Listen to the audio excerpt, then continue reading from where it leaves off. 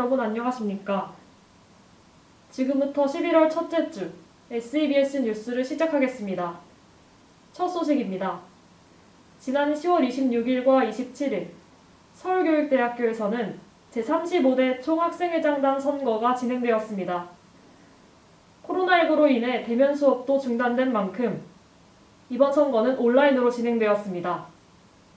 SEBS 배정인 기자가 소식 전합니다.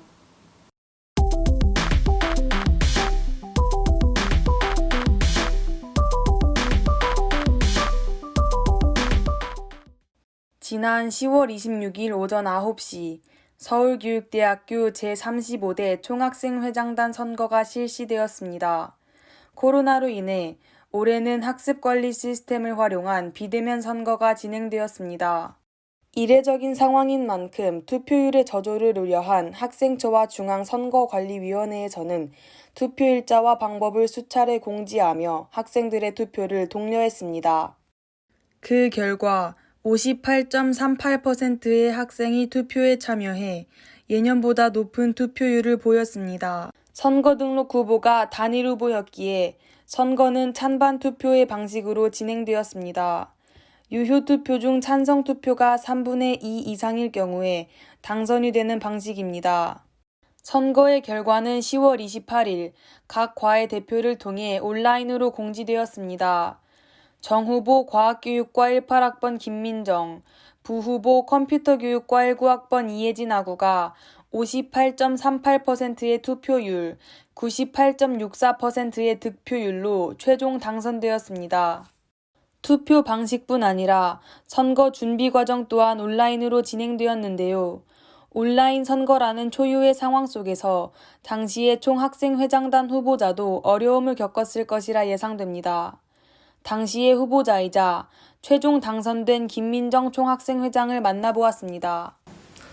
저는 이제 선거를 같이 준비하는 친구들하고 학우분들 한 100명 정도랑 인터뷰를 시작하면서 선거를 진행을 했는데, 그래서 이제 학교를 다니면서 개선해야 되는 건 뭐라고 생각하는지 약간 이런 걸 여쭤봐서 공약으로 좀 만들어봤고, 그리고 그런 걸 이번에 아까 말씀하신 것처럼 공지만으로 유세를 해야 돼가지고 어떻게 재밌게 잘 전달할 수 있을지 고민하는 과정들이 있었습니다. 그럼 저희가 이제 학우분들 100명께 이제 여쭤봤는데, 그런 과정에서 가장 많이 나왔던 얘기가 뭔가 이번에 코로나19 때문인지 학내에 우리의 목소리가 좀 더 잘 들렸으면 좋겠다, 이런 공약을 제일 원하시더라고요. 그래서 이제 그거가 이제 저희가 이제 크레센도라는 이름으로 도부터 시까지 이렇게 공약을 이렇게 배치를 해가지고 전달드렸는데, 그 중에서 가장 얘기가 많이 나왔던 학내 민주주의 실현이 도외이거든요. 그래서 일단 저희가 이제 선거 과정에서는 100명의 의견을 들었는데, 이제 저희가 임기가 시작되면 1300명의 의견을 이제 들을 수 있는 거잖아요. 그래서 저희 공약을 실현하는 과정에서 가장 먼저 학우분들의 의견을 먼저 듣고 어떻게 좀 구체화할지 고민하는 과정이 먼저 있을 것 같습니다. 지금 당장 목표라고 생각하면 제가 지금 국장이랑 이제 국원 어떻게 뽑아야 할지 이런 걸 고민을 하고 있거든요.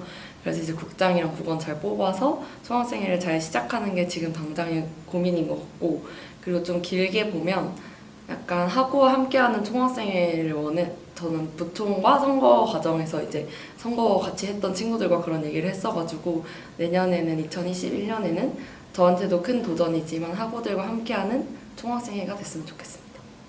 학생들의 목소리를 모아 더 큰 힘을 내는 총학생회를 만드는 것이 목표라는 제35대 총학생회장단.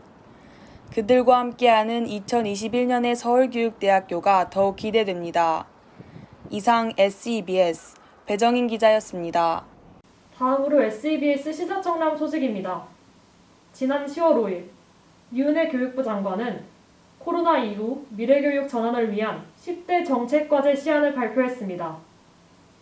코로나19로 인한 급격한 변화에 따라 교육부는 변화하는 미래교육 패러다임에 맞춰 미래형 교육 기반을 확대해 나갈 예정입니다. 자세한 소식 장준영 기자가 전합니다.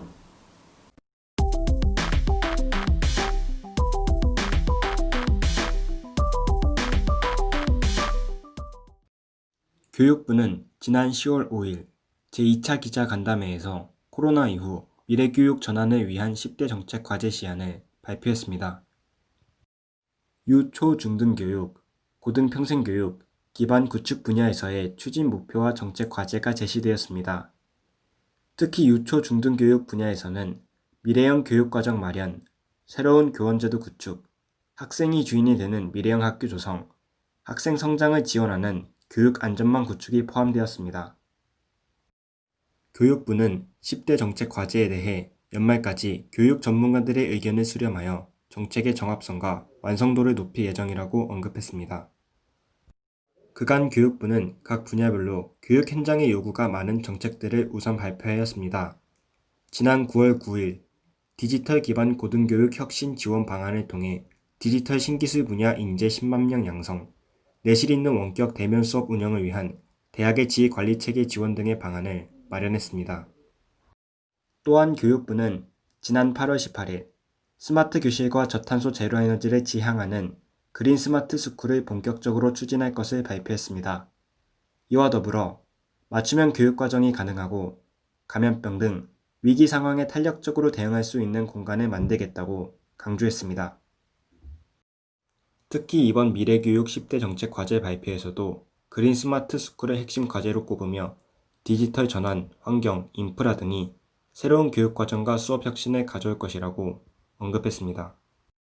한편 대통령 직속 국가교육회의에서 온라인 수업 지속에 따른 한계 설문조사에 대해 일반 국민, 교사, 학생, 학부모 24,656명을 설문조사한 결과 정부의 기대와는 다른 경향이 나타나기도 했습니다. 온라인 수업이 교과 지식교육이나 사회성 함양에 도움이 되지 않고 이에 따라 학력 격차도 심화될 것이라는 부정적 인식이 상당히 높았습니다. 교육부는 4차 산업혁명과 코로나19로 인해 나타나는 교육 현장의 변화를 미래교육으로 도약하기 위한 디딤돌로 삼고 있습니다. 그만큼 향후 교원 양성체제를 개편할 때 교육 현장의 목소리를 적극적으로 반영해야 할 것입니다. 이상 SEBS 장준영 기자였습니다. 네, 다음은 SEBS가 만난 사람들입니다. 포스트 코로나 시대와 학령 인구 감소가 교육계의 주요 현안으로 거론되고 있습니다. 이에 따라 예비교원 양성의 책임을 안고 있는 교육대학교들도 변화를 모색하고 있는 상황입니다. 서울교육대학교 또한 이러한 변화의 중심에 서 있는데요. 본교가 추구하는 변화의 방향에 대해 알아보기 위해 저희 SEBS가 서울교대 임채성 총장님을 만나보았습니다.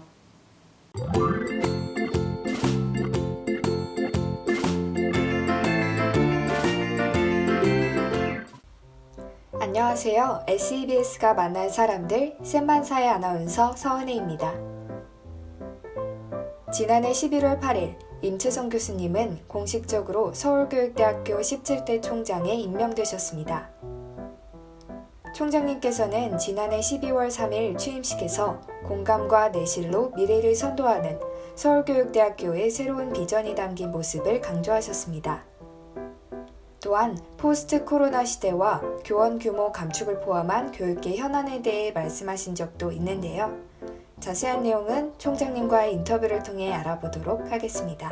그럼 지금 만나뵈러 가볼까요? 네, 안녕하십니까. 자랑스러운 우리 서울교육대학교 제17대 총장 임채성입니다. 저는 앞에 총장님들께서 이렇게 해놓은 업적을 토대로 우리 서울교육대학교를 더욱 발전시켜야 되겠다 하는 각오로 이 자리를 지키고 있습니다. 올 1학기부터 계속 우리 대학의 교수학습지원센터에서 원격 강의를 지원해 오다가 더 많은 지원이 필요하다 생각해서 교수학습지원센터를 원격 강의 지원 TFT로 전환해서 인력, 장비 등을 보강해서 기능을 강화했습니다. 그리고 2학기 중간에는 교육부에서 공모하는 미래교육센터 사업에 저희 대학이 선정됐습니다. 그래서 한참 그 사업이 진행 중이고 이 사업이 정상적으로 완료된다면 내년 봄학기부터 정상 운영할 수 있을 것 같습니다. 비단 이 코비드19 상황이 아니더라도 이제 교육의 본질을 생각해 봐야 되는데 이 상황으로 인해서 교육의 본질을 다시 한번 깊게 생각해 보는 계기가 됐습니다. 저는 교육의 본질은 상호작용에 있다고 봅니다. 근데 이런 상황에서 그럼 상호작용을 두 가지로 이렇게 나눠서 볼 수 있겠습니다. 직접 대면 상호작용과 간접 대면 상호작용입니다. 이렇게 볼 때 우리의 교육 시스템을 직접 대면 상호작용을 하기에 더 적합하거나 바람직한 내용, 방법은 무엇인가? 간접 대면 상호작용으로 할 때 바람직하거나 효과적인 게 무엇인가를 체계적으로 정리할 필요가 있겠습니다. 아까 언택트 중요성을 말씀하셨는데 이렇게 볼 때 저는 언택트보다 컨택트가 중요하다고 생각합니다. 그 중에서도 마인드 컨택트가 매우 중요하다고 생각합니다. 이 코비드-19 상황은 교사 수에 대해서도 새로운 시각의 전환을 요구하고 있습니다. 이런 상황에서는 과거와 같이 교사 한 사람이 다수의 학생을 대상으로 정해진 다양의 내용을 가르치는 일대 다수 표층 교육 패러다임에서 학생들의 특징과 요구에 맞게 심층적으로 가르치는 일대 소수 심층 교육 패러다임이 필요하다고 생각합니다. 이렇게 볼 때 기존의 패러다임이 대량 교육, 매스 에듀케이션이었다면 앞으로는 고품질 교육 패러다임, 하이 퀄리티 에듀케이션을 추구해야 된다고 봅니다. 이러기 위해서는 교사 수를 특히 초등학교에서는 최소한 현재 수준, 좀 더 나아가서 더 늘려야 된다고 생각합니다. 이렇게 보면 비용이 많이 든다는 반론이 당연히 뒤따를 수 있겠습니다. 네. 양질의 교육은 값싸게 얻어지는 것이 아닙니다. 네. 비전으로서 우리 서울교대는 인성과 역량을 겸비한 초등교육의 핵심 리더 양성입니다. 그리고 인재상은 코프 인재상이라고 일명합니다. COPE 머리글을 따서인데 C는 커미트먼트입니다. 헌신하는 인재상. 그다음에 O는 오픈니스입니다. 개방적인 인재입니다. 그다음에 P는 프로페셔널리즘입니다. 전문적인 인재입니다. 그다음에 마지막에 E는 엔수지에즘 그리고 열정적인 인재입니다. 그리고 더 들어가서 핵심 역량은 5C로 규정하고 있습니다. 첫 번째는 캐릭터, 인성입니다. 두 번째는 컨버전스, 융합입니다. 세 번째는 크리에이티비티, 창의성입니다. 네 번째 C는 코칭입니다. 다섯 번째 C는 커뮤니케이션, 소통을 잘하는 역량, 이렇게 핵심 역량으로 5C 역량, 이들이 종합돼 가지고 우리 대학교의 교육 목표라고 삼고 진행하고 있습니다. 그러나 무엇보다 가장 중요한 목표는 70여 년간 개교 이래로 우리 대학 역사에 쭉 관통해온 우리 대학의 교훈, 내 힘으로 한마음으로가 우리 대학의 핵심적인 교육 목표라고 생각합니다. 그리고 제가 오늘 특별히 이 DNA 넥타이를 메고 왔습니다. 중요한 의미가 있을 때 제가 이 넥타이를 메는데 이 DNA는 세 가지 의미의 DNA가 있습니다. 여러분 다 아시는 생물학적 의미의 DNA입니다. 모든 생명 현상의 정보를 다 담고 있습니다. 두 번째는 자기 개발 DNA입니다. 앞글자 Developing New Ability, Developing New Area 해서 DNA입니다. 세 번째 DNA, 데이터 네트워크 AI가 주를 이루는 미래사회에서는 두 번째 자기개발 DNA가 매우 중요합니다. Developing New Ability. 이것이 우리 대학 교훈하고도 똑같이 연결되는데 첫 번째 교훈이 내 힘으로죠. 자기 자신의 능력을 개발하고 두 번째 교훈 내 힘으로는 두 번째 DNA Developing New Area. 한마음이 되어 서울교육대학교의 새로운 영역을 이렇게 개척하는 생활을 하면 좋겠습니다. 고맙습니다. 네, 정말 좋은 말씀 감사합니다. 기존의 학령 인구 감소 문제와 더불어 포스트 코로나 시대라는 새로운 과제가 교육계의 변화를 촉구하고 있습니다. 깊이 있는 탐구를 바탕으로 이러한 변화를 성장을 향한 발돋움의 기회로 삼는다면 공감과 내실로 미래를 선도하는 사양인 여러분이 될 것이라 믿습니다.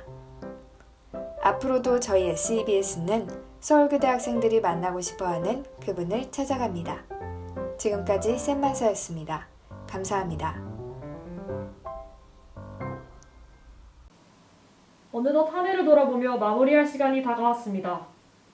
코로나19는 명백히 우리의 일상이 되었으며 당연했던 우리의 일상을 지원했습니다. 하지만 바뀐 일상 속에서도 내일을 가치 있게 채워나가다 보면 당연하지만 소중했던 것들이 우리의 곁으로 다시 돌아올 것이라고 믿습니다. 저희 SEBS는 다양한 교내 소식과 이야기를 전하며 여러분의 대학생활과 건강을 모두 응원합니다. 이상으로 2020년 2학기 후반기 방송을 모두 마치겠습니다. 감사합니다.